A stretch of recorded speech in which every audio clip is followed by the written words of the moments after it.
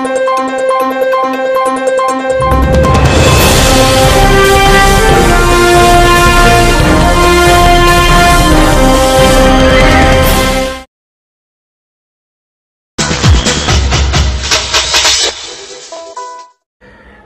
सोसायटीतील एका घराचे प्लास्टर कोसळल्यानं 19 घरातील रहिवासी रस्त्यावर.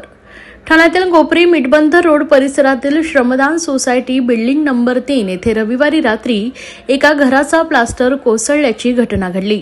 यानंतर ठाणे महानगरपालिका प्रशासनानं तातडीनं कारवाई करीत ही बिल्डिंग सील केली. तसेच पाणी, लाईट व गॅस लाईन खंडित करण्यात आली. त्यामुळे या सोसायटीतील रहिवाशांना अख्खी रात्र सोसायटीच्या आवारात बसून काढावी लागली. 2024-25 या ठाणे महापालिका अति धोकादायक यादीत श्रमदान सोसायटीचा उल्लेख नसल्याची बाब समोर आली आहे. तसेच C1 या कॅटेगरीत देखील या सोसायटीचा उल्लेख नसून जाणून बुजून हा प्लास्टर पाडण्यात आल्याचा आरोप देखील तेथील स्थानिक नागरिकांनी केला आहे. तसेच नव्यानं या इमारतीचं स्ट्रक्चर ऑडिट करण्यात आलं असून ही इमारत धोकादायक नसून या इमारतीची त्वरित डागडुजी करण्यात यावी असं स्ट्रक्चरल ऑडिटर संतोष तटकर या अधिकाऱ्यांनी सांगितलंय व तेथील नागरिकांशी माध्यमांनी संवाद साधलाय. पाहुयात. ही बिल्डिंग धोकादायक अजिबात नाही आहे, कारण या बिल्डिंगला अजून ओशी जे दिले तिला 30 वर्ष झालेलीच नाही आहे आणि त्याप्रमाणे ती धोकादायक होऊ शकत नाही आणि आम्हाला कुठल्याही प्रकारची नोटीस दिलीच नाही अजूनपर्यंत महापालिकेने. काल जेव्हा ही घटना घडली तेव्हा ते अधिकारी आल्याच्या नंतर दुपारी ते सगळे चेक केल्याच्या नंतर आमच्या प्रत्येक मेंबरच्या घराला ते नोटीस चिटकवलेले आहेत आणि ज्यांच्या घरात ते घटना घडली त्यांना किरकोळ मार लागलेला होता, तरी पण त्यांनी ते इश्यू करून जास्त हे करून आम्हाला त्रास दिलेला आहे. त्यामुळे आम्ही सध्या इथून कुठेही जाणार नाही. आम्ही 30 वर्षे झाले इथे आयुष्य घालवलं आम्ही आणि आता आम्ही हे खाली करून जाऊ शकत नाही. आम्ही आजारी माणसं आहोत, ज्येष्ठ नागरिक आहोत. त्याला फोन केला, आदल्या दिवशी तिच्या तो घरी येऊन गेला, दुसऱ्या दिवशी त्याला फोन केला की तिचं सगळ्या म्हणजे प्लास्टर पडलंय. तो बोलतो मी गावी आहे, माझा वडील वार. एवढ्या माणसांवर भीती तुला नेमलंय कशासाठी? आम्ही तुझी नेमणूक कशासाठी केली आहे? आणि आमचं आता दिवाळीमध्ये आम्ही 50-50 हजार रुपये काढून आम्ही प्लास्टर करून घेणार होतो सोसायटीचं. प्रशासन आहे कुठली तरी जी प्रशासक तुम्हाला जाणून बुजून त्रास देते, जाणून बुजून त्रास देते. ती बाई आहे तिचं नाव काय, ती का तुम्हाला त्रास देते? 10 रूम नंबर 10 पाठणकर नाव आहे तिचं. पाठणकर नाव आहे तिचं तेच चालू आहे. एवढ्या दिवसापासून तिचं तेच चालू आहे. त्या एका व्यक्तीचं नेमकं म्हणणं काय आहे? तिला ही बिल्डिंग रिडेव्हलपला द्यायची. ती पहिल्यापासून ती काल सगळे महानगरपालिकेचे लोक आले होते, त्यांना पण तीच बोलत होती की मला रिडेव्हलपला बिल्डिंग द्यायची. आपली बिल्डिंग कशी झाली आणि आपली बिल्डिंग कशी मागासवर्गीय बिल्डिंग आहे.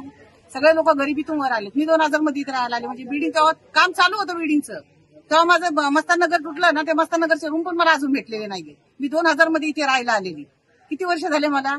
आणि बिल्डिंग बोलतात 30 वर्ष 35 वर्ष. तेव्हा बिल्डिंगचं काम चालू होतं, तेव्हा लाईट नव्हती, पाणी नव्हतं, तेव्हापासून मी इथं राहते. थोड्या वेळापूर्वी ठाणे महानगरपालिकेचे अधिकारी देखील इथे आलेले होते. ओमकार चव्हाण होते, भाजपाचे सचिव, युवा सचिव, त्यांनी देखील भेट दिली आहे. त्यांनी नेमकी काय भूमिका मांडली? त्यांनी खूप मदत केली आम्हाला. त्यांनी खूप मदत, दादानी आणि त्यांनी खूप मदत केली आम्हाला. त्यांचे उपकार आम्ही आयुष्यभर विसरणार नाही. बाकी कोण नाही आलं, बाकी सगळे फिरायला गेलेले. सगळे फिरायला गेलेले. कमलाने आले, तिकडून त्यांनी हे केलं. दादानी आणि ओमकारने मदत केली आम्हाला.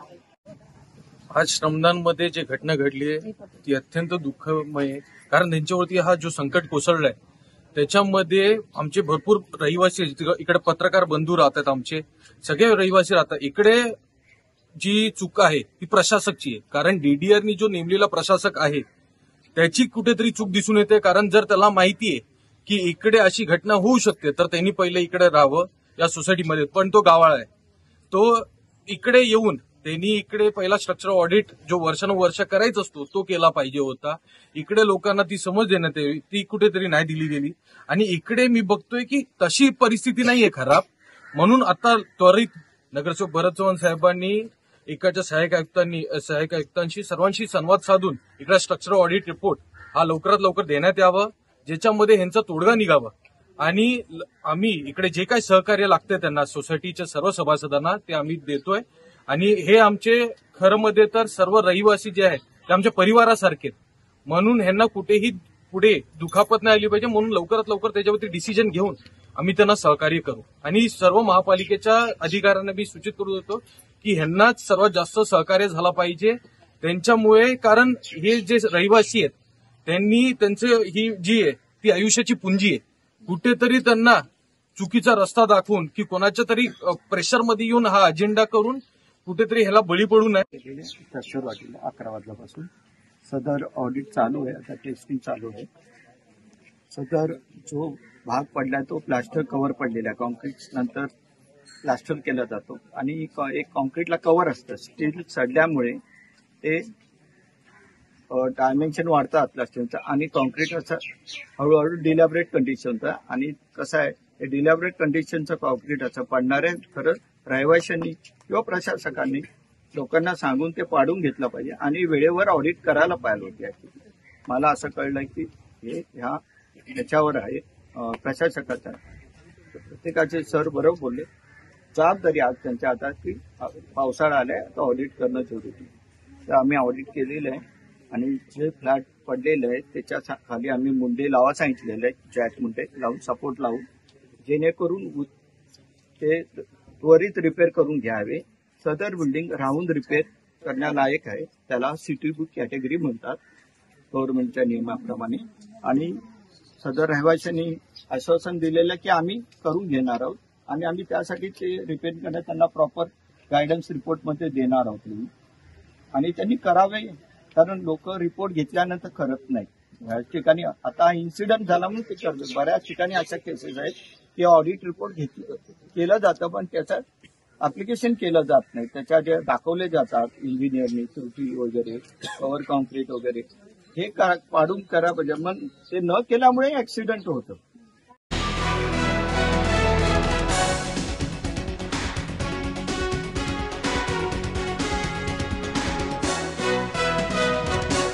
ठाणे शहरात मोठ्या उत्साहानं बकरी ईद साजरी करण्यात आली. शहरातील विविध भागात नमाज पठण करून मुस्लिम बांधवांनी ईद उल अजहा साजरी केले.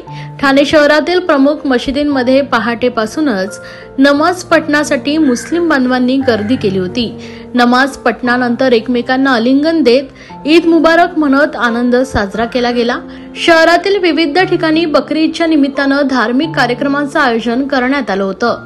विविध धार्मिक स्थळावर विशेष नमाज पठण, कुराण पठण आणि धार्मिक प्रवचनाचं आयोजन करण्यात आले होते. यावेळी मुस्लिम बांधवांनी आपल्या कुटुंबियांसोबत आणि मित्रमंडळींसोबत सणाचा आनंद घेतलाय. बकरी ईदच्या निमित्तानं मुस्लिम बांधवांनी पारंपरिक कपडे परिधान केले होते आणि गोडधोड पक्वानाचं खास मेनू तयार केला.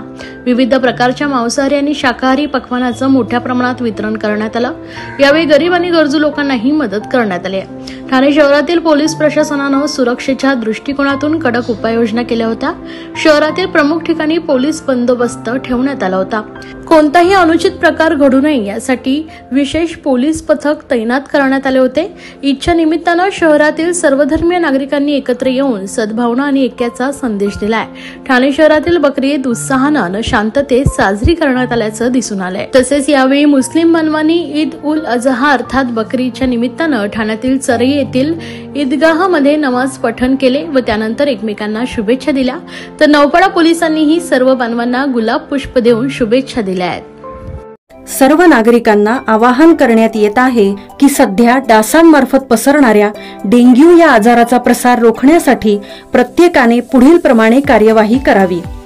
डेंग्यू आजार एडिस इजिप्ती हा डास चावल्याने होतो. या डासांची पैदास साचलेल्या किंवा साचवलेल्या स्वच्छ पाण्यामध्ये होते. 8 दिवसांपेक्षा जास्त दिवस पाणी उघडे व साचून राहिल्यास त्यात डास अंडी घालतात. अंड्यांच्या अळ्या तयार होऊन पुढे डास तयार होतात.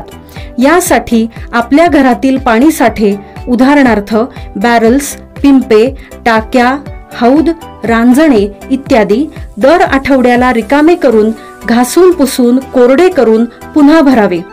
1 दिवस कोरडा दिवस म्हणून पाळावा. पाणी साठ्यांना घट्ट झाकणे बसवावीत किंवा जुनी साडी, चादर, धोतर यांनी बांधून झाकून ठेवावीत, म्हणजे डास त्यात जाऊन अंडी घालणार नाहीत.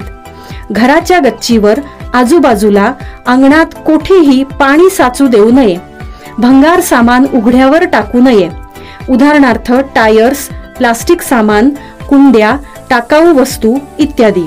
अशा सामानात पावसाचे पाणी साठून त्यात डेंग्यूच्या डासांची पैदास होते।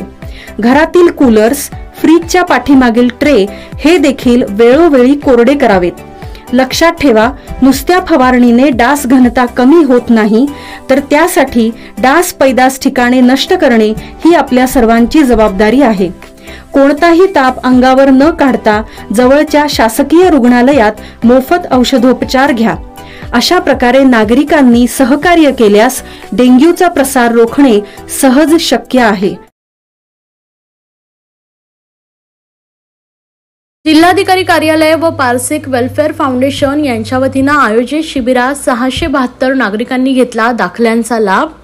जिल्हाधिकारी कार्यालय ठाणे आणि पारसिक वेलफेअर फाउंडेशन यांच्या संयुक्त विद्यमाने रविवारी श्री स्वामी समर्थ मंगल कार्यालय दत्तवाडी कळवा येथे आयोजित केलेल्या मोफत दाखले वाटप शिबिरात 672 नागरिकांनी विविध दाखल्यांचा लाभ घेतला असल्याची माहिती राष्ट्रवादी काँग्रेसचे प्रदेश प्रवक्ते ठाणे व पालघर समन्वयक ठाणे जिल्हाध्यक्ष आनंद परांजपे व प्रदेश सरचिटणीस अल्पसंख्याक निरीक्षक नजीब मुल्ला यांनी दिली आहे। जिल्हाधिकारी कार्यालय ठाणे आणि पारसिक वेलफेअर फाउंडेशन यांच्या संयुक्त विद्यमाने रविवार दिनांक 16 जून रोजी सकाळी 10 ते सायंकाळी 5 या वेळेमध्ये श्री स्वामी समर्थ मंगल कार्यालय दत्तवाडी कळवा येथे मोफत दाखले वाटप शिबिराचे आयोजन करण्यात आले होते।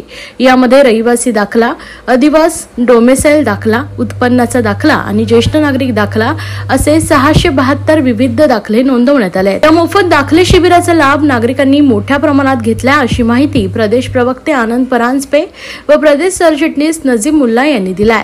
यावेळी माजी नगरसेवक प्रकाश बर्डे, उमेश पाटील, विजया लासे, मंगला कळंबे, राजेंद्र साप्ते, राष्ट्रवादी काँग्रेस ठाणे जिल्हा सरचिटणीस प्रभाकर सावंत, रवींद्र पालव, प्रदेश युवक उपाध्यक्ष आदित्य धुमाळ, विद्यार्थी अध्यक्ष कौस्तुभ गायकवाड, परिवहन सदस्य नितीन पाटील, मोहसिन शेख, युवक कार्याध्यक्ष संदेश पाटील, अल्पसंख्याक सेलचे अध्यक्ष हुसेन मनियार, सामाजिक न्याय विभाग अध्यक्ष मंगेश सूर्यवंशी, कार्याध्यक्ष कुणाल साबळे, वैद्यकीय आरोग्य कक्ष कार्याध्यक्ष रोहन जाधव, कार्यकारिणी सदस्य दीपक पाटील, दिनेश बने, सुनील पाटील, पल्लवी गीत, मयूर आरोटे, युवक पदाधिकारी रोहित रायकर, शहबाज शेऊलकर, संदीप शिंदे, नासिर शेख तसेच आदी पदाधिकारी कार्यकर्ते मोठ्या संख्येने उपस्थित होते। जिल्हाधिकारी कार्यालय ठाणे व पारसिक वेलफेअर असोसिएशन या विद्यमानाने आणि राष्ट्रवादी काँग्रेस पार्टी यांच्या मार्फत आज खारेगाव येथील दत्तवाडी येथील दाखले वाटपचं शिबिर ठेवण्यात आलेलं आहे। आज इथे आपण प्रतिसाद बघितलं तर नागरिकांना दारावर आपल्या घराजवळ दाखले मिळावे, कारण दाखले घेत असताना त्यांना ज्ञान अभावी काही कागद पुढे घेऊन येणं खूप वेळ लागतं, खूप त्यांना कठीणाईचं समोर जावं लागतं।